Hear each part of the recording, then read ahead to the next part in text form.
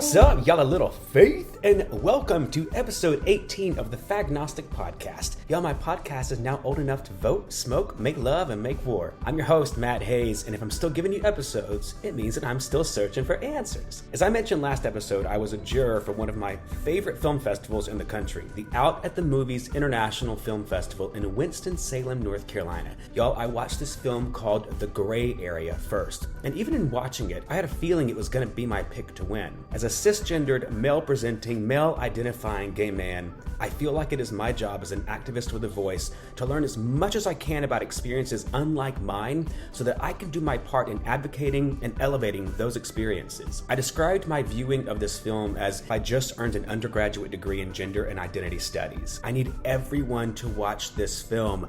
It is wildly relevant, and I know it will have the same impact on y'all that it did me. And I'm lucky today to have one of the film's creators and the star of the documentary with us. In The Gray Area, Keagan Anfuso brilliantly shines a light on the masculine-female experience. The documentary had its world premiere 2 weeks ago at the festival and ended up winning jury and audience awards. Keagan is considered one of North Florida's most influential creatives and works hard to elevate the unheard voices. She's a producer for Kinetic Productions and TED Talk Jacksonville. I have no doubt that Keagan has a lifetime ahead of her for making much needed change in this world. Y'all, I'm honored that I get to introduce her to y'all. Keagan, I'm so glad this worked out. I have been chasing you down for days because I just knew as soon as I saw your film, I had to speak with you because of how much your film evolved me in such a short amount of time. And as I've told you before, it articulated thoughts that I have had in my head, but not been able to connect. I've watched your film 3 times now. And I have just told so many people about it because it's such an important, relevant dialogue that has not really happened up until now. And I think you're leading the way on it. And I cannot wait for my listeners to hear all the stuff that you are going to educate us on in this episode. So thank you for being here, first of all. First of all, thank you so much. That's, it's still breaking my brain that somebody would chase me down for days to talk to me. So here we are. I'm a bit stalkerish, as many boys in my neighborhood know. But that's another podcast. So first and foremost, are you a believer? Oof. Okay. We're starting shallow. Huh? Yeah, really shallow. I am a little bit gratuitous with words, so I apologize that I'm not going to give brief answers. I'm kind of in the gray area about a lot of things, right? Mm-hmm. So I struggle to not believe that there is something bigger and mm-hmm. greater that we do not understand. So I struggle to believe in nothing. I am very, I'm into the idea of spiritualism. I'm into the idea that everything is connected. I struggle very deeply with the concept of death being it. I struggle with the idea that we vanish after that and all of our thoughts, emotions, and, internal everything, it goes away. That is scary and terrifying to me. Right. So I feel like I've been on a lifelong, since I've learned about death as a kid, it just scared me to my core to think I could die one day and everything in my existence would vanish. Yeah. That's the scariest thing I can think about. Right. So I feel like since I really realized what it was, I have been on like a personal mission to come into contact with, connect with something that could prove to me that there is more, that there is something else. And I can't say that God is it. Yeah. At least the definition of God to which we were brought up believing in. I've dug deep into Catholicism and Christianity, non-denominational churches, Buddhism, and spiritualism, all the way to like mediumship. And, which is very interesting to me. But I think, am I a believer? I guess I feel like I want to be. Yeah. But I think that makes sense. I mean, you're from the South, right? Yes. So most of us come from, small towns where church kind of runs the game in our small towns. And even when we deconvert, when we break away from those traumatizing communities, there still exists the urge to have community, to have family. So I think it makes total sense that you struggle with not being a believer, because you do want to believe in something greater. Let's dig into that. But first, because there are two questions we start every episode off with. Can you identify your pronouns for us before we get going? Of course, and thank you for asking that. My pronouns are she and her. Great. And I do identify as female. Great. And that's where the film kicks off. So tell us how this came about. Tell us who you are, and then we'll I'm sure we'll start picking it all apart. Well, usually at this point, I would say that I'm an aspiring documentary filmmaker that lives in, except in Jacksonville, Florida. we're gonna X out the word aspiring, right? Because exactly. I tell my students when I teach, when you choose it, you become it. And you had a world premiere last weekend at Out of the Movies Film Festival in Winston-Salem, North Carolina, where I was a juror, and you won. So congratulations. Yeah. You're an award-winning. Take out Aspire. You're an award-winning documentarian. Yeah, you sound like my producer. She was my producer is all the time like, stop saying aspiring. For most tortured creatives, that's like one of the hardest things. Imposter syndrome just kind of holds us back. It's like imposter syndrome always raises the bar internally on when you can call yourself that thing that you're aspiring to be. You know, it's like every time you achieve one thing, it's like, okay, but now I got to achieve this thing before I can say it, or this thing before I can say it. So usually at this point, I would say I'm an aspiring documentary filmmaker, but we are doing we're doing the inner work today. Mm-hmm. I'm going to say I am a documentary filmmaker. Award-winning documentary, please. Because what you're doing right now speaks to something you talk about in the film, and that is sacrificing yourself to make others comfortable. So we're not doing that here. You are an award-winning filmmaker, so just go ahead and airbrush it on a t-shirt, whatever you have to do. I did not know that this was the therapy podcast, right. But I feel I don't have to pay my therapist this week because of this conversation. Okay, so I am an award-winning documentary filmmaker. There we go. And I am based in Jacksonville, Florida. And I guess your next question was, how did the film come about? I did not go, I didn't go to film school like right out of high school. I wanted my life to be easy for a while, right? So I didn't go to film school like right out of high school. So I was in my mid-20s is what I'm, kind of what I'm getting at. And I decided to go to film school. I'm in film school and I'm taking a documentary class, and it was probably like, I don't know, halfway through the semester maybe. And I'm leaving the class, and my professor, who was an awesome guy, Isaac Brown, he pulled me aside and he said, "Hey, I kind of want to talk to you about something that might be sensitive. The other students, they start talking about you and kind of whispering about you, and I overhear what they say, and you're receiving this as like a negative thing. What I'm hearing is that they want to know you, and they want to ask you questions, and they want to try to have a friendship with you, but they don't know how to approach you. There's like this disconnect there. I watched this happen for, X amount of classes or whatever. He's like, I think you have maybe an opportunity here to think about a film. I'm sure if it's happening in this room, it's happening in a lot of rooms. I can tell by your reaction, it maybe happened to you a lot throughout your life. And maybe, maybe you should think about that. And we should, you could talk to me about, he was a documentary filmmaker as well. So, what he's referencing is the idea that you present a way that does not make others feel comfortable. Is that right? Or where they don't know how to define you? Yeah, he was kind of presenting the idea that I was receiving it as judgment, and really what it was curiosity. Mm-hmm. And they just didn't know, these other people like who had never maybe met someone like me didn't know how to start that conversation with me, or they didn't want to offend me, right? So that was the first time that the film started to be an idea. Sure. That was in film school. I didn't know how to make a film. I never made a film before. I was there to learn how to make a film. That was in 2000 and That was in 2010 when that happened. It took till 2016. It was kind of frustrating. People started to want to get involved. Some of it made me feel like exactly like kind of like a show and tell project.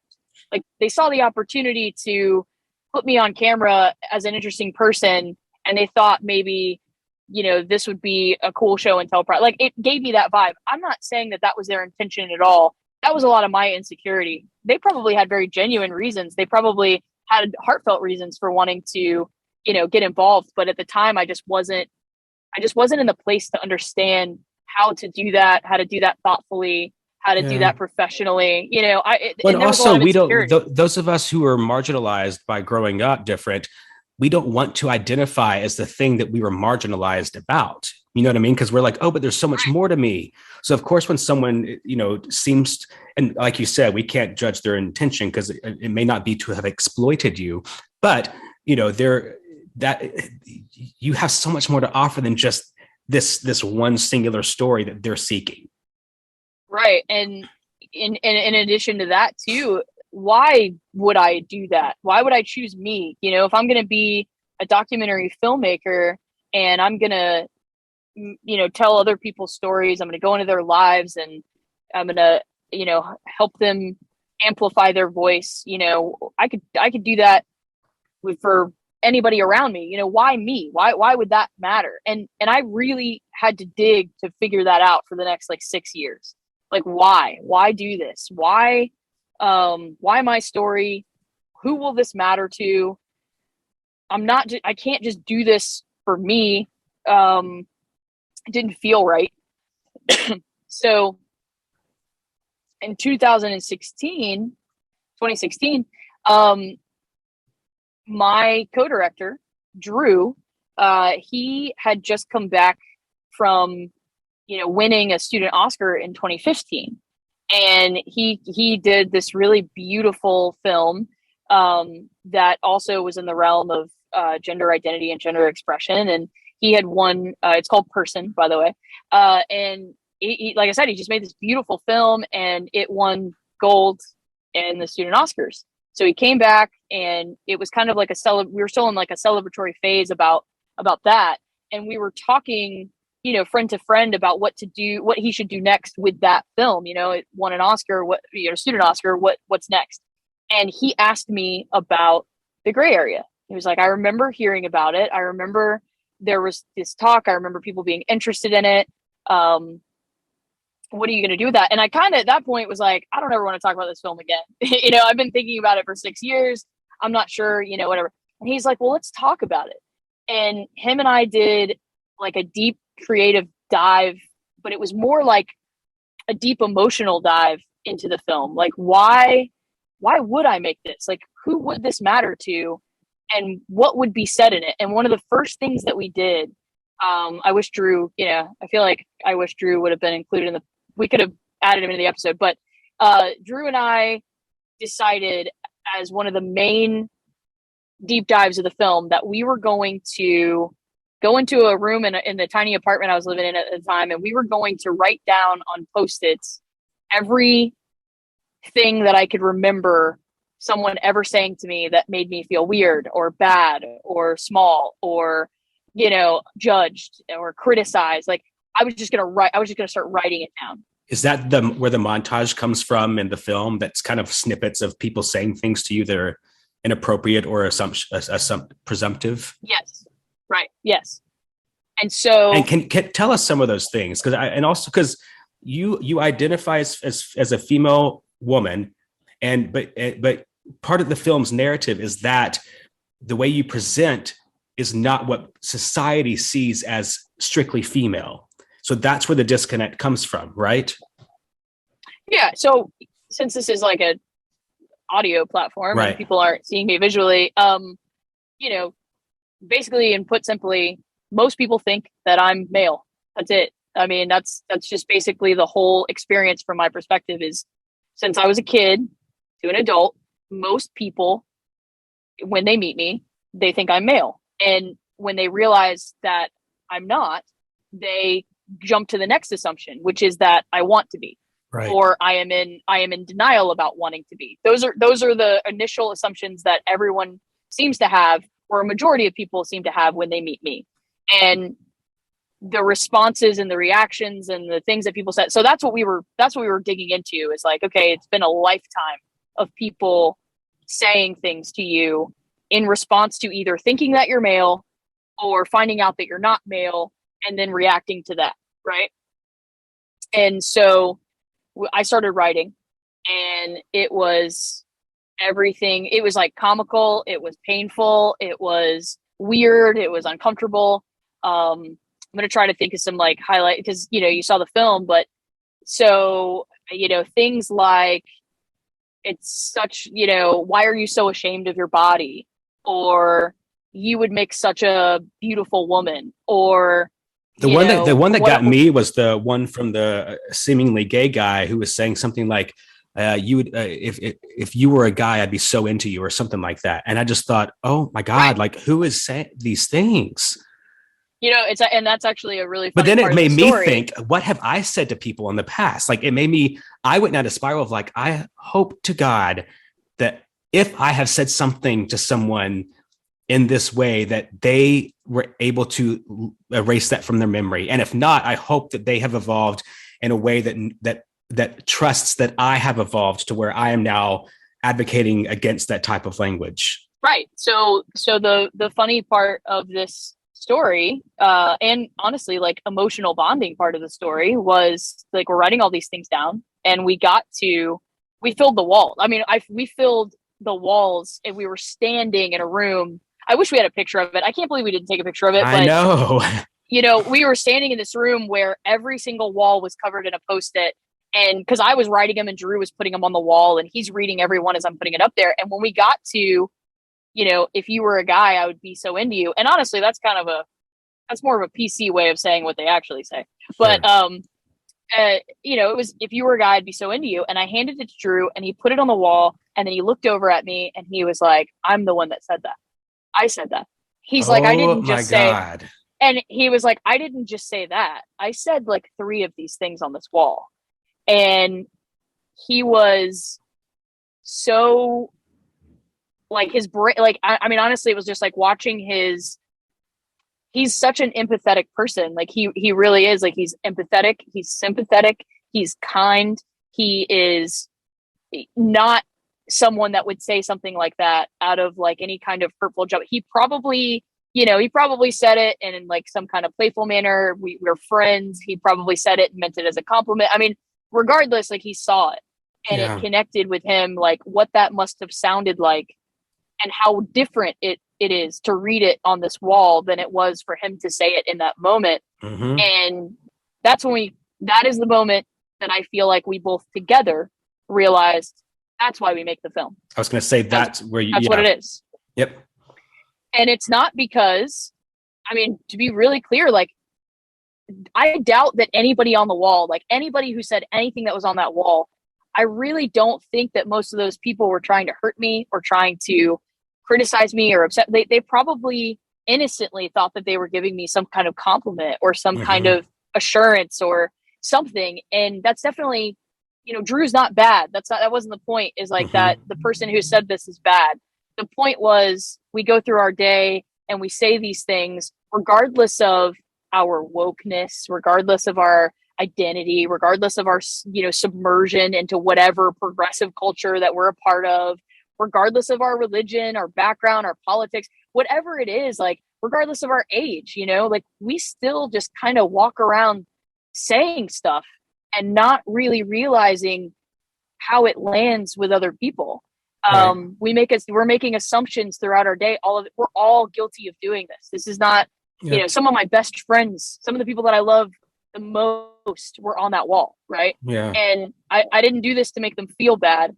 It was just more, we all have some work to do. We all do this to each other. Yeah. And even in the past year, Keagan, like, my mind has evolved with anything that involves the gray area. There's a lot of debate about, I think it's up to the states, but assigning genders on birth certificates, and if we should have, girl and boy still on there. Oh, I don't know if I agree with taking that off the birth certificate, because, like, just to appease the exceptions to the rule doesn't seem like it makes a lot of sense. But then I was like, but am I willing to harm what I'm calling the exception to the rule just to maintain societal norms? Oh my God. So now I'm a big proponent of taking that off the birth certificate, because I feel like if we can protect any child growing up in this world while we're still battling the binary, we have to do it. Because there's you point out CDC statistics in your film about the suicide rates, and it's just like mind blowing to see the images used to articulate these numbers. And it's like, we have a lot of work to do to protect our kids, a lot. When I was a kid, there was definitely a time where if someone had have said to me, asked me to tell them, was I a boy or a girl? Because those were the only two. When I was a kid, there was nothing else. Like that's it, right? Are you a boy or a girl? There would have been times that I said boy, and I really like to focus on why I would have said boy. I would have said that because, well, I want that haircut. I want to wear those clothes. I want to play with them, or I want to do that thing that you're telling me is just for boys, or I want to have that toy that you're telling me is just for boy. Not because, for me, I'm saying this just for me, not because my anatomy was upsetting to me, not because not because my body, not because I hated my body, right? That's a different experience, and it's a very real experience for so many. But my personal experience was, I would have said boy because of the things that I wanted to do, the clothes I wanted to wear, the toys I wanted to play with. You had gender dysphoria because of material items, not because of something that's going on inside you. And what that says to me is that, like, it's this stuff, these things that have been made by humans, textiles, toys, games, haircuts, these things, because of what society delineates between a girl haircut and a boy haircut, a girl toy and a boy toy, caused you to have trauma as a kid as it relates to understanding who you are. Right. There are a lot of people who felt that way, who feel that way. If you take a person, or you take a child, and you say to them those things that you like, you're not supposed to like them because only girls like them, or only boys like them. So if you have in my case, if you have a child, you have a young girl, and she's saying, I want to play with that. And you're like, well, that's only for boys. Well, I want to wear that. Well, that's only for boys. Well, I want to have that haircut. Well, you can't, because that's only for boys. As I got older, well, then I want to be a boy then, because you're telling me that everything that I want to do, wear, play with, and I think, and as an adult, I think that's absurd. Absolutely. That is absurd. Like, why did we build, show, and I'll, taking it even to like a religious perspective, like I looked into a lot of different religions on my journey of, like I said, wanting to believe in something. I would like to. I've never found anything that connected, right? But in that process, I never found anything. No higher power that told us men wear this and women wear this and women play with this and boys play with it. I never found that. That's people. People did that. Yep. People. And quite specifically, men did that. Thank you. So how many hundreds of years are we through the timeline, thousands of years, whatever, through the timeline of when women didn't conform to these things that historically men decided that they should, men decided this is what you should wear. Men decided, that's how it all started. Men decided that's what you play with. Men decided that's, at what point through all that did we come to any place where we were like, this is kind of stupid. This is ridiculous. Like whose rules are we actually enforcing? Yes. Where are these rules coming from? Yep.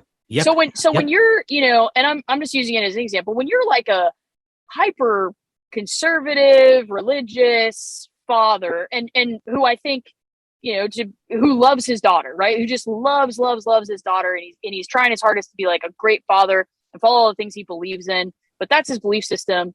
And he is just outraged when his daughter reaches for the toy he's not comfortable with, or she wants to wear these clothes that he's not comfortable with. Like, why? Whose rules are these? Yep. Like, where did these rules actually come from that we are upholding? And it's pretty damn absurd to think that every girl ever born in existence should like everything in this section of the store. Yep. What? Why? That is insane. It doesn't make any sense at all. And it's, when and you it's, like say and not it only out that, loud, not only does it not make sense, it's also killing people. It's harming people. yes. And that's where, I mean, like, we can laugh about it like, oh my God, this is so stupid and silly, but it actually is. And before I hit record, and I've said it on this show before, the binary is killing the world. It's killing all of us because it automatically puts you in opposition to something or someone. And that's what I love about the gray area, is that it's the only space where there can be coexistence. White cannot incorporate black. Black cannot incorporate white, but gray can incorporate black and white at different levels, at different grades and amounts. And that's where I'm finding so much beauty in that space between. And I'm so thankful that you're commenting on it through this film. And you had 4 other people in this panel. And I want you to talk about the casting there, because I fell in love with them all for different reasons. Susan, who I let's call her the matriarch of the group, right? And I actually should not have assumed their pronoun. Do they identify as she? Every person in the film identifies as she, her. Okay, thank you for clarifying. I thought so. But I'm glad you said that so that everyone else here knows. But when Susan, it was towards the end when she basically there was an apologetic tone to more work having not been accomplished yet for the younger generations. And you could see her get emotional as she talked about living through Stonewall, living through the AIDS crisis, living through the riots. And she said, I thought what I was doing was important. And I really hoped that things were going to be different for you. And I just thought, oh my God, the pressure that she puts on herself to change the world. But that's what we do as people with voices, as filmmakers. There's such a weight to progress the world. And how do you deal with that? Because I liken it to a superhero when they realize they have superpowers, and all of a sudden there's this burden to carry the world through to the future. And I think that a lot of artists have that weight on their shoulders anyway. But how do you deal with that? Obviously, you've made a movie about it, but what self-care do you do to take care of yourself? Self-care. 5-6 years ago, I would have probably said that work, like the work, is the self-care. In my early 20s, the self-care was a whole lot more like self-damage. There were a lot of things that I realized making the film, realizing how far I had gotten away from certain things that I just really loved to do. And it all had to do with like the heavy, criticism about my masculinity. I kept stepping away because it was like, well, every time, you got to an age where running around the woods all day wasn't appropriate for like a young girl anymore. Right. And so you stop, I stopped running around in the woods, and then with athleticism, I really did want to be an athlete. I mean, I wanted to take athleticism as far as I could, and I didn't, because there was just too much criticism around my masculinity. I would play sports. I tried playing sports, and girls in the locker room would, when I was a stranger, when they were first meeting me, they were put off by me. They would literally hide themselves in the locker room or leave the locker room when I would go in. They would complain about me being in there. I would literally take my place on a soccer field, a football field, or in the weightlifting team. And if the ref or the coach, the other team coach, wasn't familiar with me, they would stop everything. It happened over and over and over. They would stop everything and say, that boy cannot be, on a girl's team. That's not fair. And then there I am, like a teenage girl, like being stared at and evaluated, having to prove, people try to speak on my behalf to say, like, this is a girl. This is a young girl. And it's like, okay, well, how far are you going to make me go to prove? And now everyone's staring at me and everyone is crowded around me. And so I separated from it.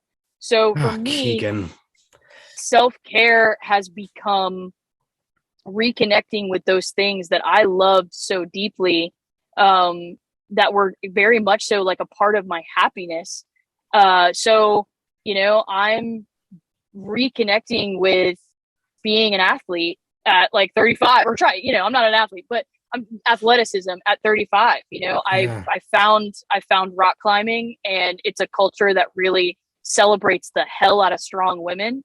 And I love that. I'm constantly always, when I'm climbing, I'm surrounded by strong women that I admire. And that's like, it's so healing for me to be in that place. That's why I decided to include it in the film, even before I was, really, really performing well in it at all. Or I'm still kind of on a low, I'm an super amateur climber, but, before all that, I just found so much healing in it.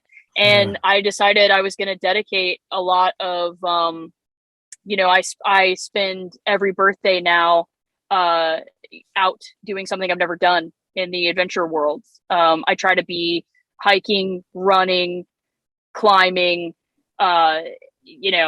paddling, literally as much as I possibly can. Every time I have the time to do it, like that is what I am out doing. Yeah. Because that's the self-care for me. Like that's what it is. It's just it's absolutely true for me. Like forest bathing, everybody's into like forest bathing now. And it's true. It is the damn truth. Like even if I go somewhere local and I just go to a trail and I run 2 miles into the trees, like the relief that I feel the second that I'm surrounded by just trees is incredible. And so that for me, like that's what I've been able to find. It is the most healing thing for me. Yeah, I love that. How did the casting come about for the round table? How did you find all these participants? We were really concerned every time we talked that, well, we're talking about masculine women, and masculine women doesn't mean queer. It doesn't mean lesbian. It doesn't, mean, it's not a blanketed thing that all lesbians are masculine women, as I talk about in the film. Right. So, it was really important to me and our team that we didn't present this in a way that insinuated that this was just white lesbian women in the South that were experiencing this, right? And a big part of that was when I would explain the film to people, a lot of people would respond with like, oh, that happened to you because you live in the South. If you lived in New York, if you lived in California, if you lived in, oh, that wouldn't have happened to you. And that's not true. You're correct. It's not true at all. So, to those people, I would find myself standing there saying, I've been to New York. I've been to LA. I've been all over California. I've been to Chicago. I've been to Atlanta. I've been all through Texas. This happens to me no matter where I go. It happens to me it happens to me in the gayest cities in the United States. Like I've been called faggot more in Los Angeles than I ever did growing up gay in Alabama. I don't know why people think that LA is like this weird unicorn safe space. I mean, I truly don't know why they think that. I mean, this is something that happens wherever I go. Yep. It is not something that is isolated in the South. And so we wanted to include voices that had experience living in other places so that they could bring that to the film as well, which you mentioned Susan, and she's lived so many different lives, so many different places. I mean, she was just an incredible asset to the whole thing. She actually reached out to us and said she started, I don't know if my story is worthy. I don't know if, what I have to say really matters. I don't know if I'm valuable because of how old I am or because of what, and we're sitting there just completely like wide-eyed because we think that she's incredibly valuable. Oh my God. Like, I know. If you're going to listen to this, Susan, please know that I love you and I want to hug you and I want you to hug me back. I loved Susan. Oh, she's a great hug. She's, one of my favorites, but for me, it was incredible to sit there with her. I mean, as I told her, like she was everything I'd always wanted my whole life. Yeah. Like she was the person, she was the presence, the person, that I wanted to have around to like look up to, be mentored by, talk to about life. My whole life, I've wanted someone like her to talk to. Because you didn't And really so have that was easy. you didn't really have that growing up either until this moment that I want to talk about next. And it was your high school senior portraits. And there's a clip in the film where you were going, everyone who goes to high school in the States knows that there's a tux and a drape that you wear for your senior portraits, right? And you talk about that moment where you succumb to your adoptive mother's wishes of, please, this one thing do for me, just wear the drape. And what I love is the cinematography to it, because even though I was next to, I'm sure females in high school who had the drape put on them, I always thought it was a dress. And it's literally a piece of fabric that's draped over your body and clothespinned in the back, which is how they shoot this scene. Because also this film is a beautiful hybrid of narrative cinematography and documentary footage. I just thought it was blended so perfectly. But that shot from behind this young actress portraying you with those clothespins, that's keeping her arms at bay, that she doesn't even have sleeves. And I just thought it was a perfect way to capture that moment. It was heartbreaking. And then when the portraits came in, that's the turning point for your mom to say, oh my God, I don't see you in these pictures because I see you here. It was so beautiful. Yeah, I'm actually gonna make one correction. Not actress, it was an actor. The young man that actually played me as teenage me. It was, yeah, I know. What y'all can't see right now is that my mouth is agape because that's such an interesting casting choice. Oh my God, I just got chills because that hits even harder. It was a huge conversation. We found ourselves talking about who we were going to cast as teenage me, and I had met Silas 5-6 years ago. I was at a Pride festival, and this young boy was next to me, and he was incredible. I mean, he was just awesome.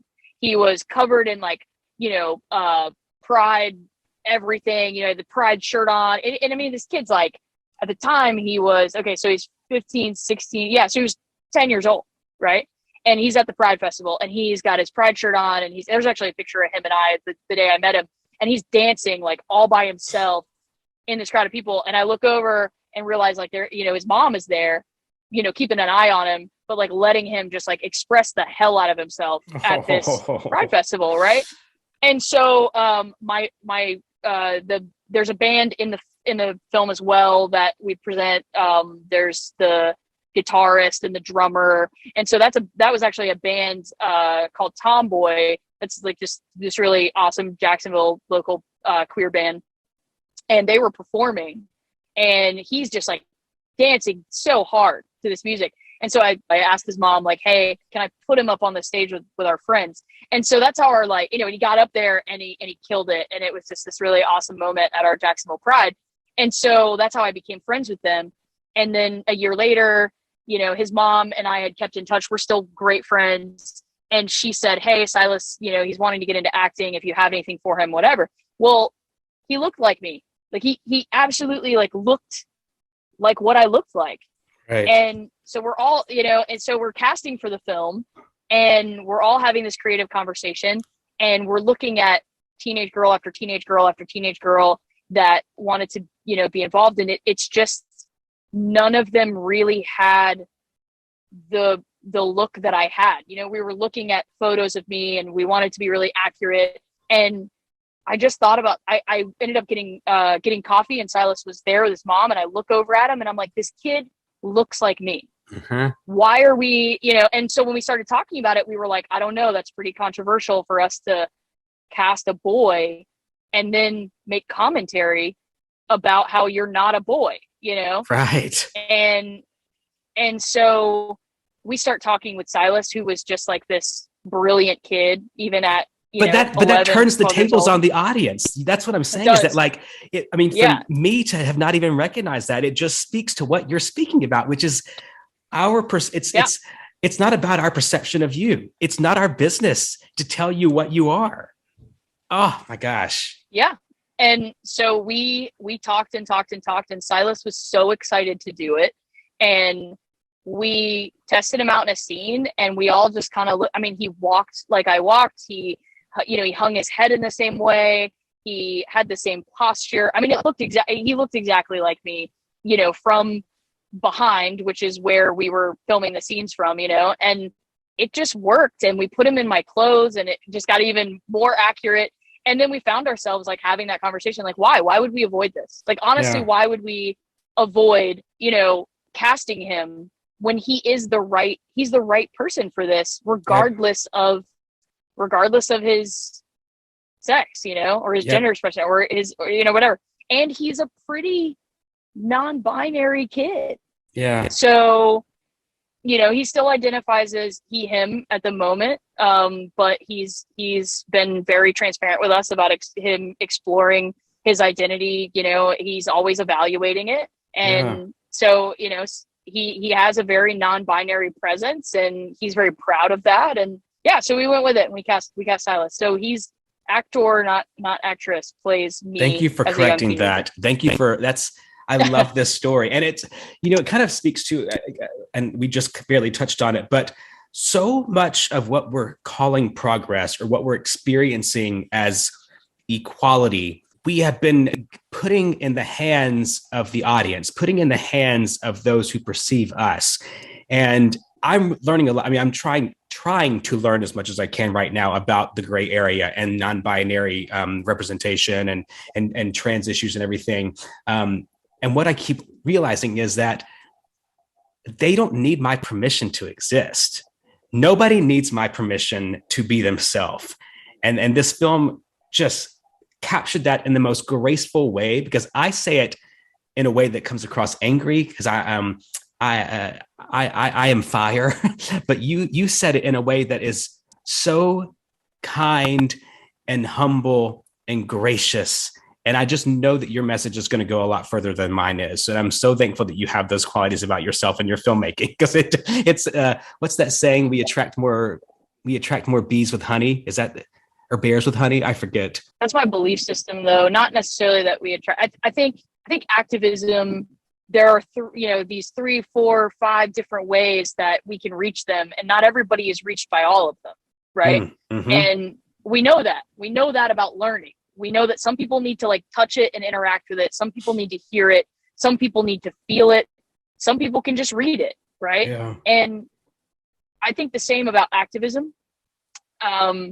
I think we need all the different kinds of activists, right? So I get really upset about activist shaming. Like there's a lot of people out there that love to say like, you're not doing enough, or you're not doing it in the right way, or if you're not doing this, then you're not an activist. And I don't believe in that at all. I think we need the kindness that some people can bring. We need the people who can be in like that in between of the conversation. We need people who create films. We need people who get out on the street. We need people who write. We need people who photograph. Like we need people coming from all angles, because one of those ways is going to reach some people, but one of those ways is not going to really, it's not going to reach all people. So that's my personal activism style, this kind of film, where I'm not telling you necessarily, I'm not telling you how to feel, what to say, what to think, or what's right or what's wrong. I'm telling you how my experience made me feel. Yep. And I'm telling, and I'm letting these other people sitting with me tell you how they feel. Yeah. And then I'm telling you what I think, because of everything that happened to me. This is what I think. Yep. And you can walk out of that film and you can completely disagree with me and continue on in your own life. But if you watched it and it made you think about something differently, then that is activism to me. Like that's worth it to me. I'm not forcing it on you. I'm not telling you have to believe what I'm saying. But I'm presenting it to you. Martin Luther King Jr. had this idea that I think actually comes from Kabbalistic teachings in the Jewish faith, but it's essentially the idea of we pray with our feet. And that what you just said kind of reminds me of that. It's that we activism, no matter what kind, has to come from a place of seeing the need and meeting the need. And with that idea of praying with your feet, I just ordered this book called Art and Faith. And it basically is talking about how, as creatives, no matter what your belief system is, our ministry is to create. because in some form or another, we were created, and creation, the created then becomes the creator. And so like, whether we're filmmakers or songwriters or poets or, whatever, art is the only thing that's lasted. Art is the only thing that transcends. Art is the only thing that is left in legacy, whether it's scriptures, whether it's paintings in caves, whether it's social media, whether it's movies. These things are what history recounts.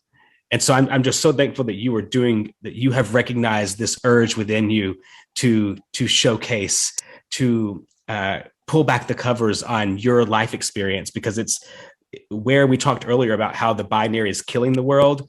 The gray space is enveloping the world, and you are able to, again, you're taking the reins on that. And I just can't imagine the number of people, when they start seeing this film in circulation, are going to be impacted by it. Where can people, because right now you're just in the festival circuit, right? What are your plans with the film? Right now, yes. Well, I do want to say one thing. When I say activism, I think sometimes people can take that and they say like, okay, well, the activism is that you're telling your story.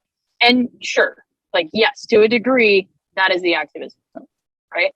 But there is another layer to what we believe people are the most capable of understanding, seeing something differently. I think that happens when they care about someone, when someone they love is being affected.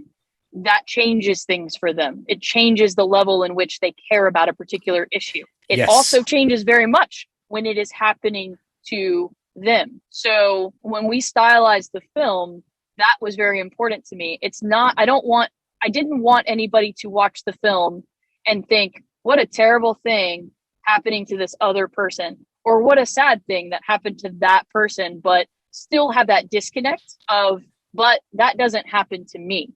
I wanted people to watch it and feel like it was happening to them and at them. I wanted them to feel uncomfortable watching it because they're either hearing something that they themselves said, they're watching something that they themselves did, or it's being said to them in this way that helps them remember or brings about in them this memory of what it felt like when they were bullied. Maybe the same things weren't said to them. Maybe it wasn't the same statements, but they feel that feeling of people coming at them with those assumptions, those statements. They feel bullied. Well, you accomplished that. You accomplished that with your first person cinematography. I mean, as I as a filmmaker and as a juror, I watch things in a critical sense, and I got that so clearly because so many of the narrative parts of the scripted part of the film was shot as you interacting with your mother, or interacting with a teacher, or with bullies at school. And so we got that. We felt like those words were being directed at us. I would love to still challenge myself going forward to continue that as an activism and documentary work. Absolutely. I want people to, anything that I create, I want there to really be that aspect of I want you to feel like this is happening to you. I don't want you to watch this as if it's happening to somebody else and you just feel bad for them. I want you to feel this and be in that position. So there's that. Plans for the film. We are currently in the film festival circuit. In this particular world that we're currently living in, every single festival is also virtual. The cool thing about that structure is that we are able to say, you may have missed it at that film festival, but if you did, here's this next one that we're at, and that virtual link is coming soon. This opens up to a much wider audience base. So are the links to the website, or is it on your website, or is there a film website? So the Instagram is at the Gray Area Film, and Gray is spelled with an E. So it's TheGreyAreaFilm. I just really tested my spelling bee skills on that one. You nailed it. It's at the Gray Area Film. And then the same with Facebook. It's, the Gray Area Film, and you'll see our little, poster icon pop up. Right. But Instagram is the best way to kind of keep up with what we're doing. We are on that. We have a whole team that we pass off back and forth to make sure it's updated all the time. And every time a film festival gives us a link, we are sharing it there to say, hey, if you missed it on the last one, you can now see it at this one. Yeah. And y'all, please, I'm gonna tag the Gray Area Film in these social posts. But if you can find this film, it's 35 minutes. I really believe that it will not only challenge your thinking, but it will expand your impact on this world by watching it. Truly, we're gonna wind down here. But what's one thing that I've been thinking about a lot is I'm trying to change my verbiage, change my presumptive speech patterns or speech habits are compliments, because we've talked about how toys are companies will market toys for just boys, Barbies are just for girls, but compliments are the next phase or the next frontier for me in terms of my own evolvement and growth. What do you feel like words like pretty or handsome or sexy or these words that have gender connotations, what are your thoughts on the future of those kinds of words? Does that make sense? Yeah, I mean, I think so. Again, I can only talk about my own personal lens, right? I feel like compliments are always going to be in context. And sure. I think the future is more about understanding the context in which we're using the language more than just an overhaul of the language itself. Like, some language absolutely needs to be overhauled, and I'm here for it. Like, there's just some words that we should never ever be using, and I totally support never hearing them again, right? But in terms of compliments, like, it's just always in context. There's something so different than if a very close friend of mine says, you just have like a really pretty face, or hey, you look really attractive today. That sounds kind of comfortable coming from somebody that's close to me in my life, or a friend in my life, or whatever. But a stranger kind of coming at me and saying like, hey, I just wanted to tell you that you're very pretty, or I just wanted to tell you that you're handsome, or I just wanted to tell you, even though that can be like somewhat of a nice gesture, I really don't know a lot of people that love that. I don't know that a lot of people really love a stranger kind of throwing them off and just throwing out like a compliment. Well, you're talking to somebody who does. Oh, well, yeah. See, I don't know. I like I said, I think it's context. Like, yeah. I think if you're in a safe place, well, let me put it this way. You're a man. I don't see that compliment would be very threatening to you or feel very strange to you in the way that it would feel to a woman walking down the street and a guy yelling out of a car at her. Yes. Yes. This is the kind of content that I want, is what you just said, that my POV is not the same as yours. So we can't even there's no equation there. I'm so thankful you brought that up. Thank you for calling my shit out. I think there are so many ways to compliment people beyond their appearance. Yeah. So let's just go away from appearance. Like, I think maybe we could come up with more creative ways to compliment people. Yes. Maybe we don't need to compliment on someone's appearance all of the time. And if we do, maybe it could be something we could just be more creative with that. You're so right. Thank you for saying that. And again, for calling me out on my POV issue. What would you say, and this is kind of the last question, what would you say to someone, 6th grade was your kind of pivotal year from going from a place of enjoying the fluidity of being a tomboy, as you describe yourself, to finally in 6th grade realizing that people were ascribing clothing and aesthetic to gender. What would you say to someone who's growing up in today's age, who's struggling with their own gender or even non-gender expression? What would you tell them based on your own experience? I don't like the idea of telling younger people who are struggling that it's just temporary and hold on, because I feel like that can be belittling sometimes. It really can. It can just come off as dismissive. Toxic. Yeah. More than anything else, right? I know exactly how helpless it is. As you mentioned earlier, we lose a lot of these kids. Yes, we do. Sadly, they don't make it. They can't. They don't have the ability to push through that temporary lack of control. And if the world or culture and society, if it goes forward in the way that we're all hoping it goes, there's going to be a day where you can choose the life that you want to have, the structure of your life that you want to have. That day is going to come, and it's almost like begging them to just make it there. Like, please just make it. I can't give you any advice that's going to change your parents or change your structure or change your world or change your school. I can't change the government overnight. I can't change the laws right now. I can't say anything to you that's going to, or to these younger people that's going to make the world different for them tomorrow. Right. It's more like I'm just begging you to understand in some way that there is a future that I want you to get to where you will control your life. You will make your decisions. You will be able to decide how you want to structure your life, and it will be better. I just want you to get there. Yeah. And a lot of that's contingent upon us telling our stories, us exposing ourselves, which is what we're doing here. You're doing it through your film. I'm trying to do it through this podcast, and letting them know and trusting the universe that this gets in the right ears. If there's people that are struggling, just seek us out. I mean, we're all here. We've all been through different traumas and growing up as different. So if you're hearing this and you don't have resources, you do now. You can find us online. And can you tell us where we can find you, Keagan? Yeah, sure. So Instagram is kind of what I filter everything from. I don't know if that's old now or if that's I call it the millennial social.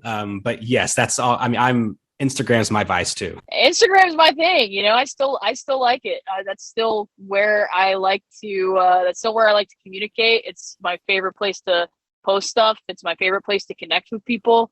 Despite the fact that they have just been found out to have these documents leaked, that they are fully aware of the trauma that they are causing young females. But hopefully we can counter that with the content that we post. I hope it serves as a challenge to us to use social media more intentionally. I think when you think about it, like if there are people out there who see what you do as a queer person out there existing, going on adventures or going to places and saying, hey, it's cool here, it's safe here, they like us here, or telling people what you're working on or whatever. People do see that, and they are hopefully, they're motivated by that. Like, that's how I've curated it. That's what I've decided to do, is like, that's my space to like MySpace throwback, but that is my place where I can be positively visible. And that is what I use it for. I've curated it that way. My Instagram is my name. I'm the only one on Instagram. So it's at Keagan Anfuso. And spell your last name and first name. Just test your spelling bee skills again. Here we go. Keagan Anfuso. KeaganAnfuso. Keagan Anfuso. You nailed it. I'm so glad you got your name right. Keagan, thank you so much for this conversation, for your film. Y'all, please seek this film out by going to Keagan's social media, and also the Gray Area Film, which I'm going to plug as well. I really cannot thank you enough for this film and the work you put into it, because it really educated me and allowed me to connect a lot of the inarticulated thoughts in my head surrounding this dialogue and this conversation, which is of the utmost relevance right now. And as you said earlier, I think we're finally in a place where we're able to have this conversation and see change and see effect. So thank you for being a part of that. Yeah, I mean, thank you for asking me, to participate and like be on your podcast. I mean, like I said, it's still weird to me that somebody's chasing me down to talk to me. So I feel very complimented. I had a really wonderful time. I love your podcast. I'm very thrilled to be included. Thank you. Well, you go climb some rock walls at the gym now. And thanks for hanging out in the parking lot for an hour and a bit to talk to me. And we'll see you next time, okay? Okay, thank you. All right, bye-bye. If you or someone you know is struggling with mental health or suicidal thoughts, there are resources and trained professionals available 24/7. It's okay to not be okay. Please call 800-273-TALK, 800-273-8255, or by going to suicidepreventionlifeline.org. For youth and young adults under 25, The Trevor Project is available 24/7 at 866-488-7386 and at thetrevorproject.org. And all the people said, gay men. Thank you all for listening to another episode of the Fagnostic Podcast hosted by me, Matt Hayes. You can find me at matthayes.com, that's MATHAYES.com, or on Just the Millennial socials at Hayes on It, HAYES on it. Please go subscribe, review, and share this podcast. And in the meantime, peace be with all y'all. Hi, Michael Spicer here. Matt Hayes forgot to put my name in the credits of his podcast as the composer, but I'm here to tell you that I wrote the music for his podcast. Whatever it's called, I don't know.